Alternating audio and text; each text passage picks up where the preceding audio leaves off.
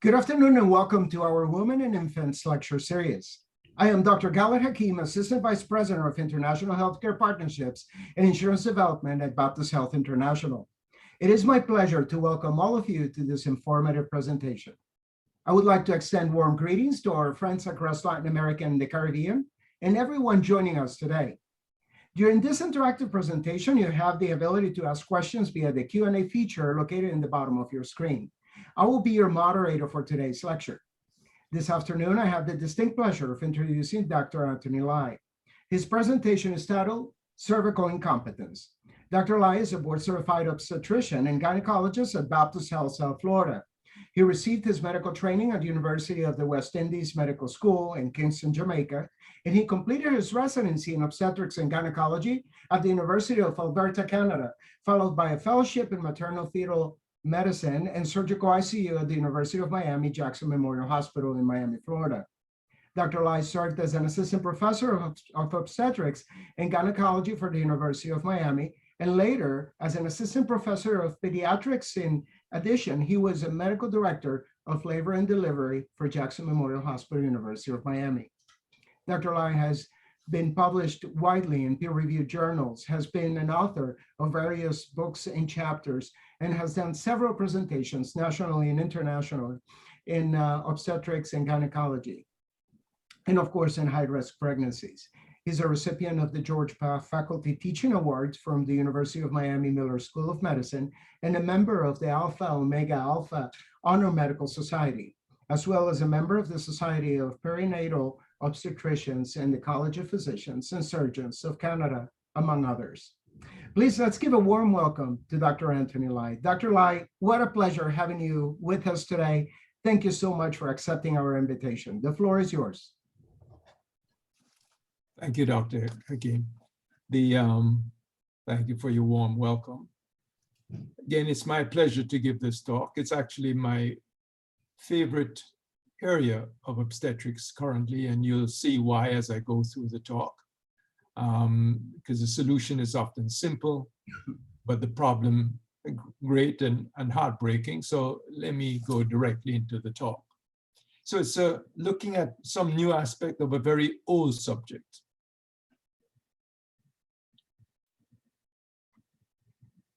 So I'm going to review the diagnosis, how we make the diagnosis currently.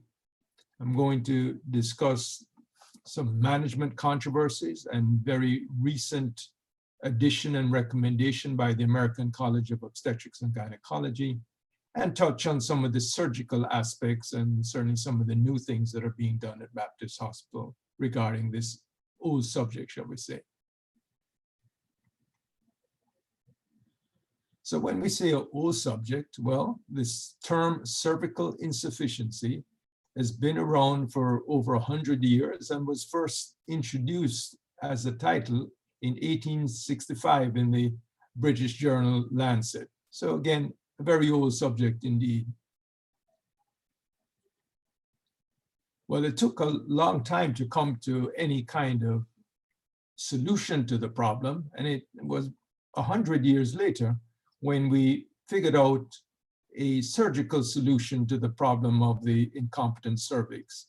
So I think everybody is familiar with the name Shirodka, Professor Shirodka from Bombay, or at least formerly city known as Bombay, now Dubai. And 2 years later, from Australia, Dr. Ian MacDonald introduced a similar technique, but in fact has now become the more popular technique just because of its simplicity. I emphasize here that back then, of course, they hadn't figured out how to study it in terms of the effectiveness, and it was their own patients with their bad obstetrical history that served as the control for themselves. And of course, they had many successes with their patients. So the procedure, again, just to summarize the procedure, the Shirodka procedure, again, many are familiar with it, or certainly seen some of the older physicians do it. And the difference, of course, is that there is a dissection anteriorly and posteriorly to mobilize the bladder anteriorly, and the rectum away from the cervix so they could place the cerclage a little bit higher along the cervix. And of course, the technique calls for burying the knot, slight difference from the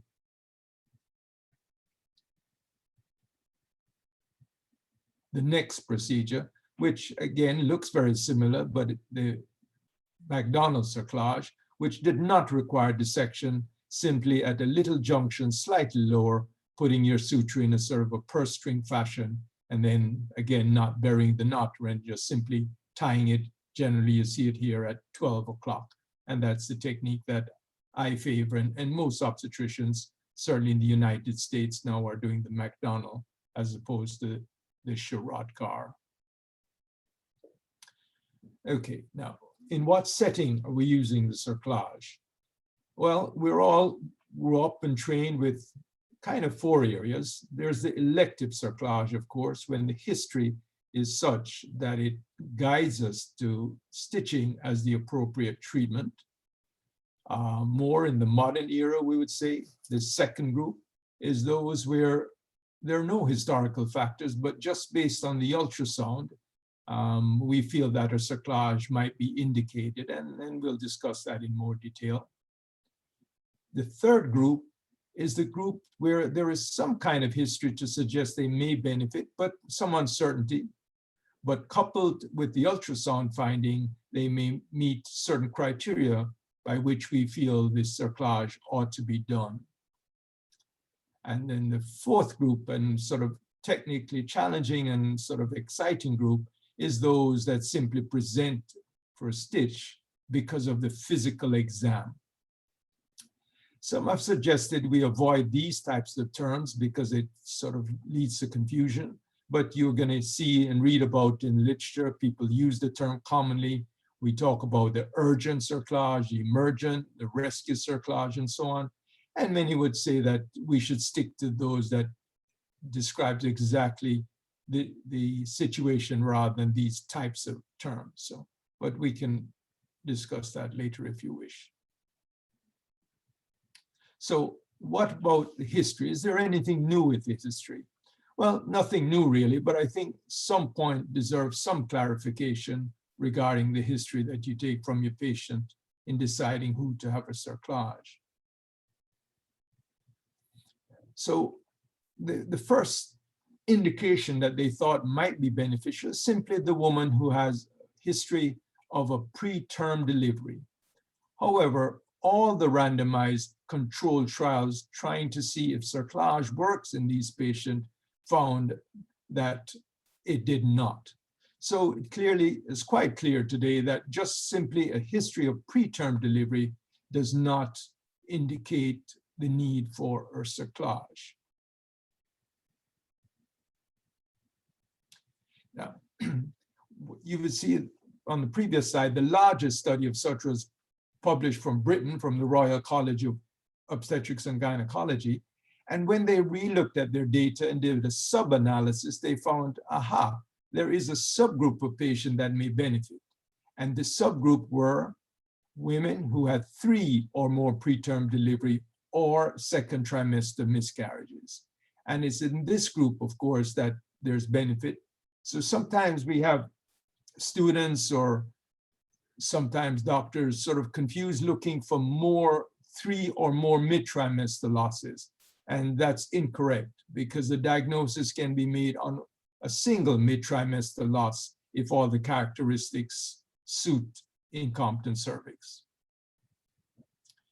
So what aspects of history is important? Well, again, it's not just preterm delivery, but rather painless cervical dilation leading especially to a second trimester loss.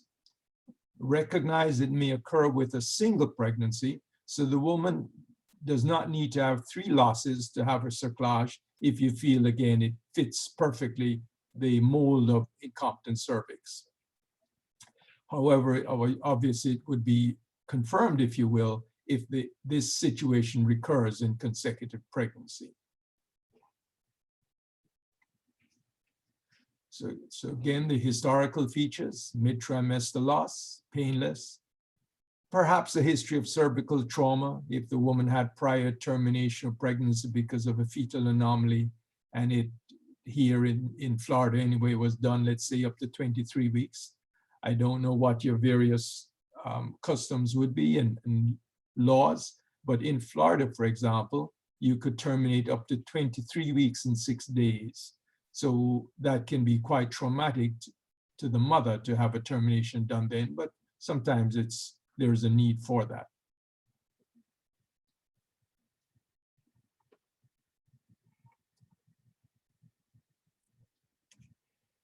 Again, some other things to think about is that the diagnosis, when we say painless, it is not excluded by mild symptoms or little pain, for example. So if you have contractions of short duration or cervical change inconsistent with the degree of contraction, for example, if the patient says, yes, it is not painless, I'm having a few cramps. He said, well, what are the cramps? Oh, they're just minor, like a very lightly of the cramps, and it's occasional. And on exam, you find that she's 4 cm dilated. Obviously, in that scenario, you would not consider the fact that she's having some cramping as painful. So indeed, this patient may very much fit the bill for cervical incompetence, despite the fact she's having some degree of pain or some cramping. Okay, so that's a few things about history. So the next group, as we said, the second group is, what about the patient who has history, not so certain, but ultrasound findings, again, would suggest maybe she may benefit. So let's take one example. Let's say the woman had a prior preterm delivery of uncertain cause. She, for instance, had contractions 2 hours before coming in. And by the time she came in with painful contractions after 2 hours, she was 4 cm dilated. Clearly, this would be a case that would be uncertain. What started first? Was it could she have an incompetent cervix that subsequently got an infection and started having contractions? Or was it simply, more commonly, the contractions leading to the cervical dilation? So in this type of patient, then, because the history is uncertain, then we would surveil the woman or keep watching the ultrasound length. And then at a certain threshold, we may decide to do a cerclage. And using this approach, it is found that many studies have shown you can avoid cerclage in many of these patients rather than doing it on everybody. And if you wait until the cervix is shortened and do a cerclage, then the outcome could be very similar than doing cerclage on everybody. So in that way, in these types of patients, you may avoid the cerclage in many who do not need it.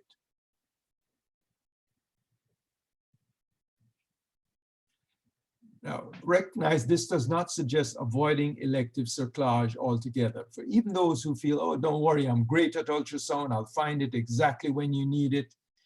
I don't think there's much point if the patient, for as certain as you can be that she has incompetent cervix, let's say you had 10 patients who had a weak cervix, you scanned them all, and eventually you did the cerclage on 10, but you did it later.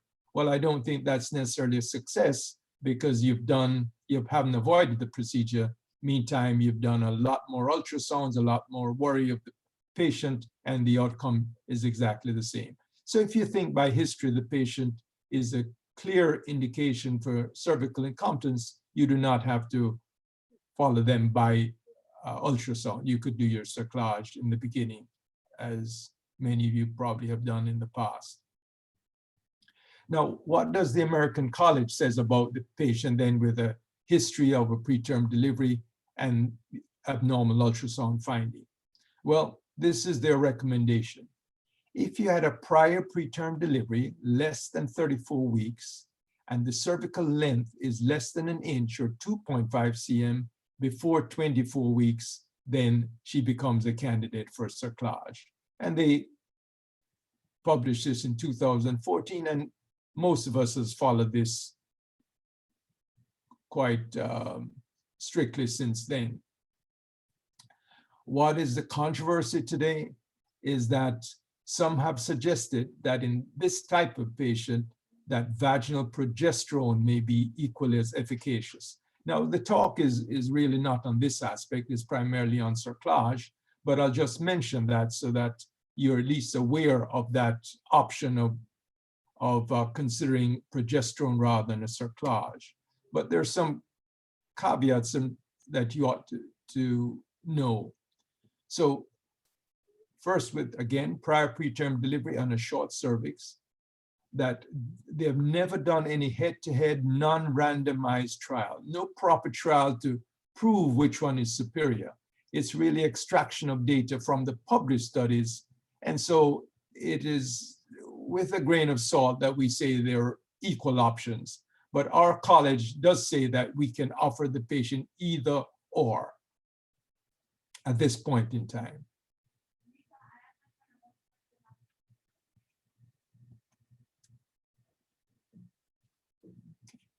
Now, the third group then is the woman who has no history. So first we have the woman who clearly has a history. We know what to do. Then we have the patient who has a history of questionable of incompetent cervix. And as we watch the cervix, we see the cervix getting shorter and we can offer her a cerclage. What about the third group of patient? That is no history, but she presents with a short cervix. So the first question is, how are we going to find these? Well, if we all did, or if you all do universal screening, that is, you check the cervical length at some point at 18 to 20 weeks, then you might find these patients. We're in some issues in this country because no major society in Britain or in the United States have endorsed universal screening. Many practitioners, including ourselves, are doing it, but again, it can't say that it's standard of care.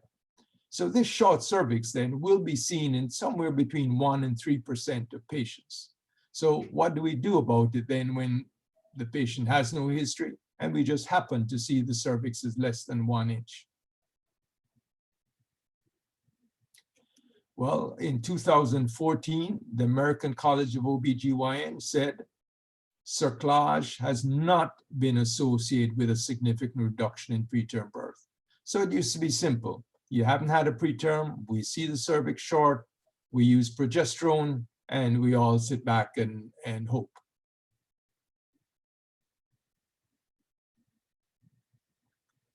And one other thing to mention to you that this has been a change with a short cervix with no history on a short cervix, the recommendation used to be vaginal progesterone. In 2014, they used a threshold for progesterone at 20 millimeter. Subsequently, there have been other studies that said that threshold might be a bit too low. So the current recommendation as of this year has been to begin progesterone use when the cervix is 25 millimeter or less. So that's been a recent modification.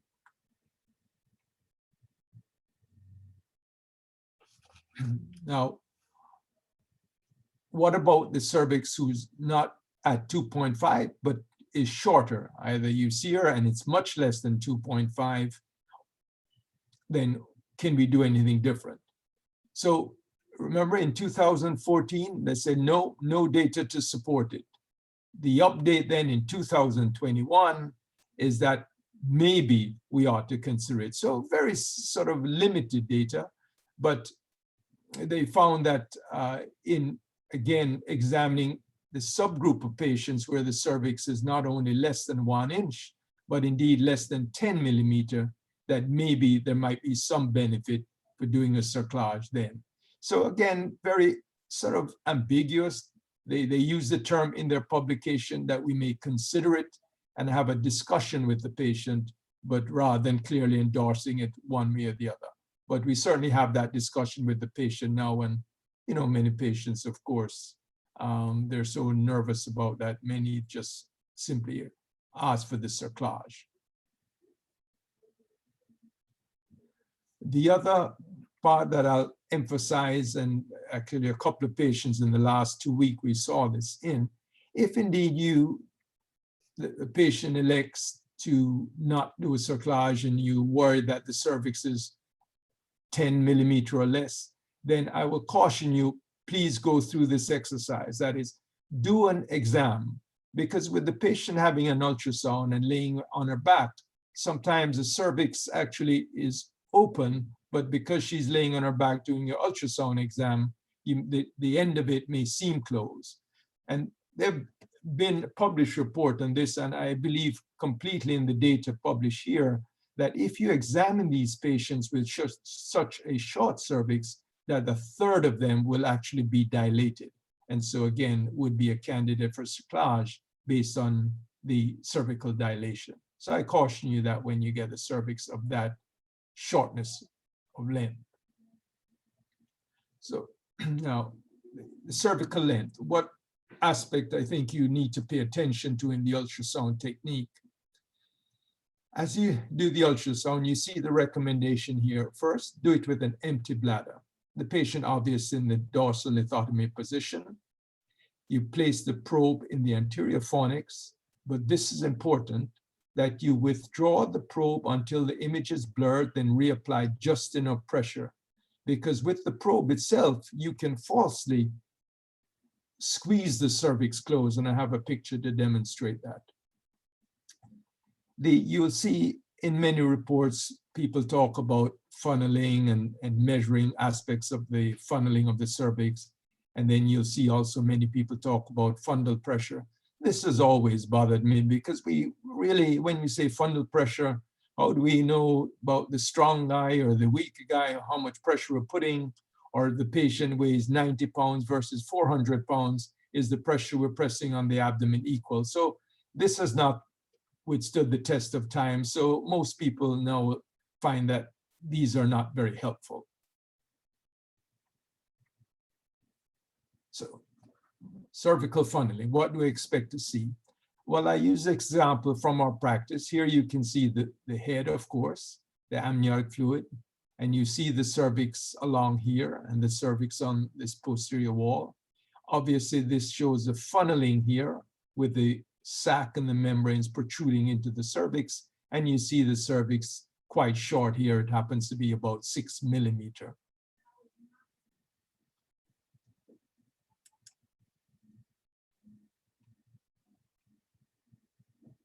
So this picture, actually, if you look, was just done a minute after, and you see this example. Here's the probe, and this is one where the probe is putting too much pressure on the cervix that you just saw. And now if you apply too much pressure on the cervix itself, you squeeze it together, and now you have a cervical length of 1 inch. So that would be incorrect. That you're applying too much pressure on the cervix and make it look inaccurately lengthened. So I caution you about that when you're doing your cervical length.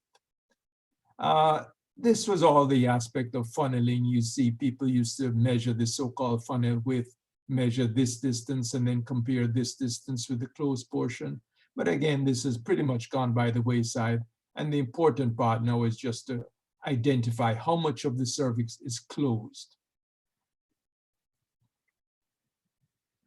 So again, cervical funneling, not much emphasis on that these days, just measure the portion that's closed. So again, here, this is a nice diagrammatic scheme of what you want to do. You want to simply measure the closed portion. This distance is not as important. When you're going to do a cerclage, it gives you an idea of the architecture of the cervix. So it's not wholly unimportant, but again, this closed portion is what's important in your assessment. Well, if you're going to monitor these patients by measuring the cervix, when do you start? Well, normally the most common time to start is around 16 weeks, because very, very few patients are going to have a shortened cervix before 16. And of the few that are, you still don't generally lose much ground by waiting a couple of weeks, let's say, before doing a cerclage. So the most common time to start is 16 weeks. How often do you do it? Well, again, most studies report doing it every 2 weeks. If we're right close to the threshold for an intervention, such as 25 to 29 millimeter, if the woman has a past history, then instead of every 2 weeks, we increase the surveillance weekly. And if there's no history where we say that your own personal threshold might be that 10 millimeter, and we see it just above 10, those patients as well, we increase the frequency to weekly. But every 2 weeks is pretty much a standard interval. Okay, the final group, the dilated cervix. So you're doing an ultrasound, very similar like the last patient. Here's the head, here's the cervix, but you see no measurable closed portion of cervix. So the cervix then will be dilated. So no closed portion of cervix here. So this is then you do your speculum exam, and this is what you expect to see. Here you see the cervix, the lip, the anterior and posterior lip of the cervix, of course, and then you see the visible membrane. So this is what we hopefully don't see, but when we do, then these patients obviously will become candidates for cerclage.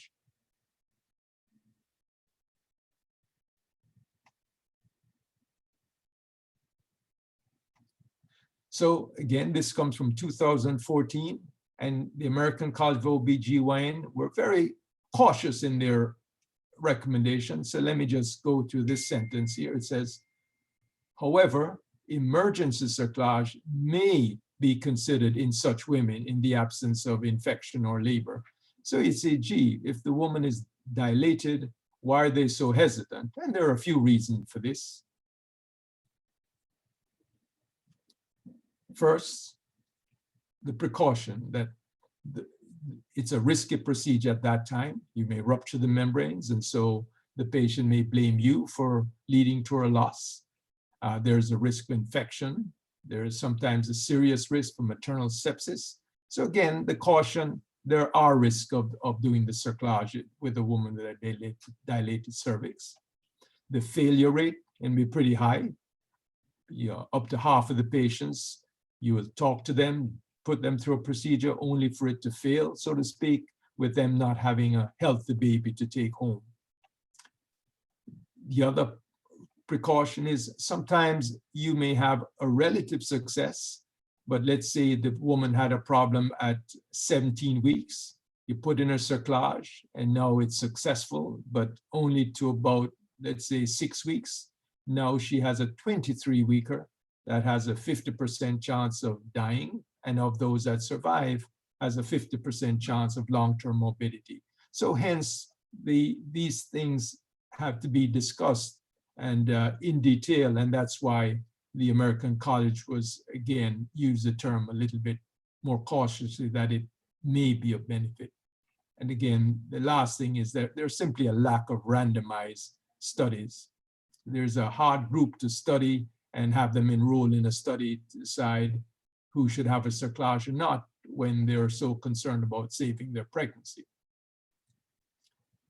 Now, when we say a lack of randomized study, recognize there's lots of retrospective data. Here you see that says it works. Here you see one study saying, yes, it does in many patients when they're 1 cm dilated. Other use a cervix that are 2 cm or more, again, showing in retrospectively that there's benefit. When they're even more dilated, 4 cm dilated, again, plenty of retrospective studies that suggest that the patient may benefit. But once again, I'll remind you that there's very limited data on randomized studies. It's just hard to get these patients, enroll them in a study, and do a proper randomized study, which is the ideal. This is often quoted as the only study, at least in the English literature, that where it was randomized, and we all like to lean on this as proof that it works, but look at the small numbers, 16 singletons, 7 twins. So again, limited data. So hence the precaution with the dilated cervix. Now, why does it fail? And why do we have to exercise so much caution? Well, the failure rate is high, and the question is why? And the obvious reason that most people feel is because many of these patients are actually infected have a subclinical infection, and this is what leads to the high failure rate. So the question is, if we could find out who has an infection before we did it, then we'll save them having to go through a procedure. Sounds easy, but in fact is a very difficult proposition. And here's why. Well, we see that for infection, you see the risk is low if the cervix is just short. Makes sense. The cervix is short, membranes have not been exposed, so the anticipation is infection rate should be low. If, on the other hand, the cervix is dilated, and who knows how long it was dilated and how long the membranes were exposed to bacteria, then the infection rate can be much higher. And here, one report suggesting that if the cervix is more than 2 cm, then half the patients will have subclinical infection. What is the importance of this subclinical infection? Here's one of many studies in literature, but these physicians reported that if you do a cerclage and they're more than 2 cm dilated, and they happen to use LDH level and glucose level to try to figure out who was infected or not, and they reported that if there were no infection, here they had 11 of 11 successful. If they had no amniocentesis, meaning that they didn't know who was infected or not, that they only had 2 of 11 survivors. And then if they decided not to do the cerclage because the amniocentesis suggested infection, then all of these patients went on to losses, and they claim that this was all within 2 or 3 weeks. So again, they're suggesting that the determination of subclinical infection may be important in determining who may benefit for cerclage or who may not. So it sounds like a reasonable thing to do, to offer amniocentesis to all these patients who present with dilated cervix, but we have lots of question marks. First, there are many sort of criteria that people have come up with, or guidelines to make the diagnosis of infection. So do we use glucose? Do you use the number of white cells? Do we wait on a gram stain? Do we wait on a culture? What do our lab do for culture? And then the more recent addition to this is inflammatory markers, interleukin, MMP, and can these be used to determine infection? So there is a lack of a standard criteria for what to use. So you'll see that these factors vary in their ability to determine infection. So we're really, everybody's searching for a threshold that they would use in their individual hospital. So what are the clinical problems? Well, we have the issue of what is the definition of subclinical? Well, we know the gold standard is culture, but if the woman is sitting there with a dilated cervix, then we don't want to wait in a culture. So again, some debate about what we ought to use. Who should we do an amniocentesis on? Do we do it at 2 or more? If it's just short, should we? So again, most would say reserve it at least for the woman who has advanced dilation. But should it be 2? Should it be 3? That's a matter of debate. Well, what if we do find some evidence of infection or subclinical infection by some criteria? What do we tell the patient? Do we simply tell her that the benefit or the probability of success is much lower, or is it 0? Because if we say, well, it might be 50%, but if you have inflammation, 10%, what does that mean? Does it mean that the woman then will not have a cerclage, or do we still offer it as long as she knows that the failure rate is high? So again, the way to use amnio is just very debatable. And currently in the United States, most people are not offering amniocentesis before cerclage, even when the woman is dilated.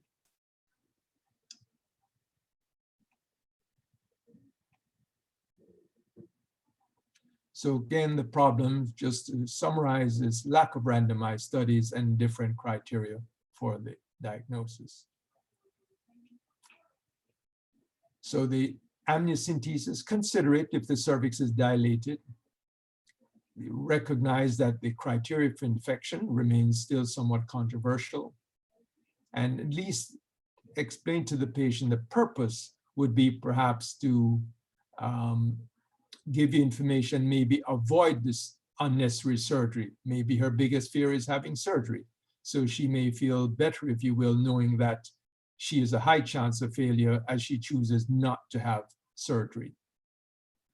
Another recent big problem we have is that some people have reported, and this has never been felt to be effective, but there's some who suggest that if they have subclinical infection, you could actually treat with a 2-week course of antibiotic with resolution of that infection. But I think we're going to need a few more years before that's proven or disproven.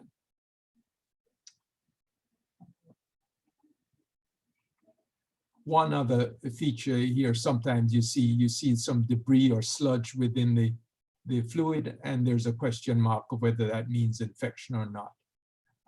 It's debatable. Some say yes, some say no. So we pay attention to it and use it in our discussion with the patient. The final aspect of the talk is some aspect about technique. So if the woman is dilated and the membranes are bulging and sometimes beyond the cervix, we simply can't put a stitch here and squeeze down on the sac. And the most common method that, in my hands anyway, is this again, use of a Foley balloon. So if the woman is dilated, you use the Foley balloon to reduce the membrane. And just to cover this aspect, if you use a 30 cc balloon, the diameter of the balloon will ultimately fully expanded, be about 4 cm. So if the woman is about 4 or 5 cm dilated, usually you can get the membrane back. If they're much beyond 5 cm, usually I've never been able to get the membranes back when they're more than that. So if the woman is 8 cm dilated, I usually tell them that no, then I can't offer a cerclage, not in my hands anyway. And this is what we hope to achieve, of course, putting the membranes back and doing the cerclage. Finally, and I guess this Baptists are becoming experts at this, the abdominal cerclage. I know most of us, I personally have never done one, and we know there are very few places for it, but certainly if there had been a failed cerclage, then the patient becomes a candidate. And the new thing, of course, is the robotic technique rather than doing an open laparotomy, and that probably has revolutionized this whole aspect of abdominal cerclage. And of course, the robotic technique, enhanced visualization, is key in the dexterity of the robot. And it's been doing it for about 10 years now. There have been several cases here, not a lot because there are just not a lot of cases, but they've been pretty experienced at it here at the institution. Previously, we didn't have much data, and I was always skeptical about the need of it. But recently, there was a tremendous study that came out of Britain that they actually studied women who had failed cerclages. You see, the number is quite large, 133 patients, and they all had failed cerclages. That is, they still delivered before the second trimester. They excluded the failed cerclage for the who did it because of dilated cervix, just to exclude infection, hopefully. And they randomized the treatment to transabdominal, the Shirodka being a higher vaginal stitch, and then the McDonald, which is a little bit lower, but generally equal. And they looked at to see how many patients were able to get beyond 32 weeks. And the data was quite clear that in these situations, that the abdominal was the best, much lower rate of failure, and that the Shirodka and McDonald were about equal in that a third of them will simply fail in a woman who has a previous failed cerclage. So again, it seemed quite clear in that woman who had a cerclage and still had a loss before 28 weeks, she's better off having an abdominal cerclage. And this can be done either in pregnancy or pre-pregnancy. So again, the technique just shows the procedure being done much higher level than the McDonald or Shirotka. When do we remove the cerclage if the membrane ruptures? ACOG doesn't really come out with any clear direction. For me, I simply leave the cerclage in place. And unless there's infection, we keep going.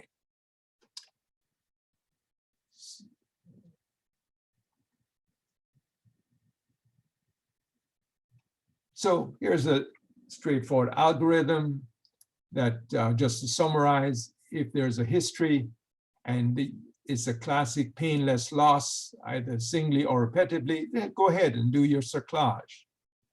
If you're uncertain, there's a preterm delivery, but you're not sure what the cause, then you can begin surveillance every 2 weeks. If it's greater than an inch, 2.5 cm, you do nothing. If it's less than 2.5, you can either offer stitch or progesterone.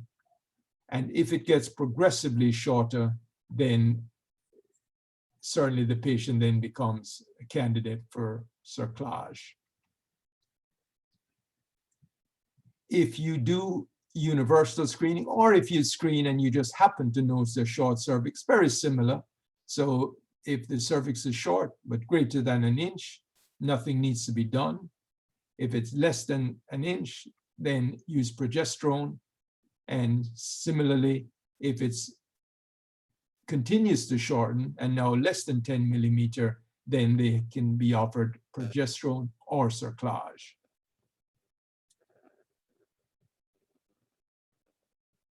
Okay, so to summarize then, hopefully then we will learn to pay attention to the specifics of the historical factors. We can understand the issues regarding management of the short and dilated cervix. We can counsel on the role of amniocentesis with more confidence on the pros and cons of it. And we understand exactly, without hesitation, which patient would be a candidate for the abdominal cerclage. Okay, that's my last slide. So I thank you for your attention, and I'll turn it over to Dr. Hakim. Thank you so much, Dr. Lai. What very difficult type of determination you have to make, especially for these very delicate conditions that the woman presents, especially during the very early trimesters of pregnancy. In order for us to determine the risk factors that potentially will put these ladies at risk of miscarriage, what should we do in anticipation for during our well woman check? What do we need to keep in mind in order for us to instruct the woman that potentially she would have an issue with her cervix? How can we identify that as physicians? So there are two ways. The most common, of course, unfortunately, most women having their first loss don't have a risk factor. But if they did have a prior loss, of course, that's a huge indicator. The other things would be surgical. You know, the woman sometimes may have, well, several terminations of pregnancy. So we normally say one termination, no, but if she has several, especially later in pregnancy, that's a clue.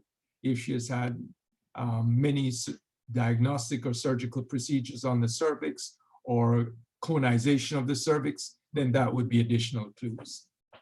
I see. And you also mentioned something extremely important, and it's the fact that if the membranes are protruding beyond your assistant device with the Foley to push back, is there where you actually say, you know what, I'm not going to be able to do cerclage, but maybe an abdominal approach through robotic will be perhaps an indication? No, I've never seen that done. The robotic is really done when they're not dilated. It's not necessarily an emergency procedure. So it's done basically for a history of a failed cerclage rather than a dilated cervix. So we have to wait and see if it can be dual. Obviously, if they operate from above, they can't push the membrane back. So it's a question of whether you could do it from below while they're operating from above. So right now, I would say no. there's no indication of abdominal in an emergency. So is that considered a failed Yeah. then, a failed pregnancy? Oh, And then we throw our hands up and try to be compassionate, but there's a point there that it's beyond our help, as we know now. And how far do you carry the pregnancy with cerclage? So very good question. So in terms of timing, we don't do cerclage beyond 23, 24 weeks, but partly because we have, you know, in our system, level 3 nursery. So just to throw some numbers at you, even at 24 weeks, the majority of babies will survive in our hands at this hospital, you know, in our system. But there are many, certainly in rural parts, that at 24 weeks, the survivability is 0. So, you know, that's, you leave the cerclage as long as you can. You leave it into 37 weeks. But it brings up the other question. If you don't have a very good nursery, but the cerclage, at least you could do that, then perhaps you do a cerclage even later than we would here. Because knowing your nursery is not very good, you may say, gee, at 25 weeks, even if the baby delivered now may have no chance, I am going to do a cerclage. We don't here because we have such an excellent nursery. But that's a good question in terms of how late would you do it? And then the final one, when do you leave it until? Well, if it's successful, we leave it until 37 weeks and remove it then.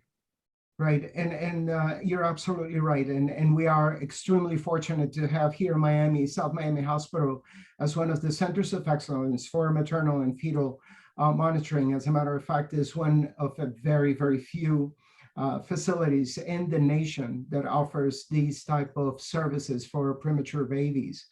We see that a lot. Dr. Paris and obviously works directly with your team in monitor these particular babies that potentially will be delivered kind of early in stages. You also mentioned in the presentation that robotic is one of the approaches, and obviously I alluded to that as well. Just for the audience to know, we are one of the centers of excellence in robotic surgery. Therefore, all these incredible new approaches to all different kinds of abdominal techniques are done robotically with the latest robots in our system. And we're proud to say that we have about 25 of them currently in action. So Dr. Lai and his team obviously will be able to manage either way, either through cerclage, through the approach that he spoke about, or perhaps more advanced through robotic or abdominal approach.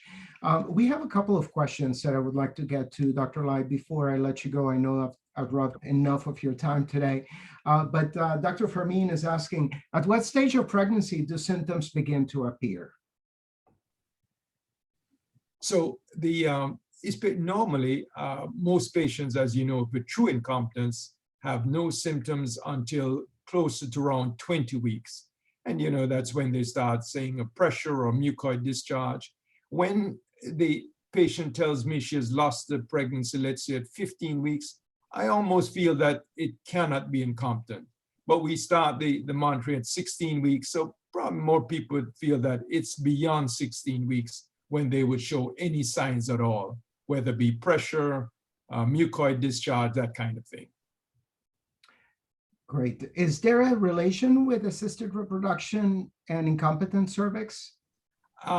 Yes and no, that's debatable, but you know, they oftentimes do procedures and they use instruments to look into the uterine cavity. And yes, some people have reported a link, but at least it's a very weak link. We don't, so no, I would say generally not, but we certainly have seen those types of patients, and we monitor the cervix very carefully in women who have had IVF just because of that potential. Right. How was the cervix measurement done prior to the use of ultrasound, and how accurate was the measurement then? Yes, so the obstetrician, they did a pretty good job. The ultrasound, I tell patients this way, that the cervix in two halves. There's a half that I can examine from below and that I know about, and they're in the top half that ultrasound will determine the length. The problem, of course, with incompetent cervix, it opens top down, not bottom up. So we're often late in the process of finding when they're dilated. But yes, we measure the bottom half and the ultrasound measures the top half. So, What is the, yeah, no, I mean, you got to think about in the early 900s and 1900s, how they did it. And it's like, yeah. wow. And I mean, amazingly, the physicians would say, you know what, I can fix that with the cerclage. Exactly. So we credit Dr. Sharadka said, 4 babies, all losses, I think I can help you. Yeah, easy. Few stitches here and there, and you're done. Making the light of the situation. What is the more adequate recommendation if we have a patient with 11 weeks of gestation and we find the short cervix, for example, 20 millimeters in association with a positive elastography and cervical consistency index of 54%? Yes. So we're not, right now, again, we do it simplistically. There are probably more functional abnormalities, but right now it's all based on anatomic length, But people are certainly doing work trying to figure out other aspects of looking at the strength of the cervix, but that's far away from being used clinically. So right now it's confined to simply measuring the length. So really, if it's less than an inch and she has a history, then you can consider cerclage. So the functional aspect is important too. We just don't know how to measure that yet. Can you briefly talk about the twin gestation? And also, would you ever consider placing a cerclage after a loss of a twin A in a dyschronic diamniotic twin present with clinical pictures of incompetent cervix, no signs of infection? Yes, I skipped one of the slides there and actually was on twins. Everything in twins is controversial. Nothing is concrete about this role in cerclage. So certainly for twins, if the woman has a history of incompetent cervix and you have twins, yes, that's an indication, because if you're going to do it for one, you'd most certainly do it for two if her history supports it. But just on ultrasound finding, for example, no, we don't know how to use cerclage if it's indicated. And recently they published a study which the American College mentioned a few months ago in their publication, Preventing Preterm. And it says this, and this is new as well, that if the woman is dilated with twins, that we can consider. Before we used to say there's no data to support it. Now, if you're dilated with twins, we certainly could consider. And actually, we've done a couple that we're very proud of at in our system, where everybody say, hey, what are you doing? They're going to be lost. And we all keep those, of course, remember those successes. So we're a believer that if they're dilated with twins, and of course, no sign of any other problems, they are candidate for cerclage. And so the American College allows you for that consideration now, and that's new as well. Yeah. Dr. Alan Lyons states, I have seen few cases of amniocentesis, bacteria and also fungal infections that in these cases of elective cerclage. Would you recommend the use of any prophylactic vaginal antibiotics or antifungal creams throughout the pregnancy? We don't know about fungal, but with the dilated cervix,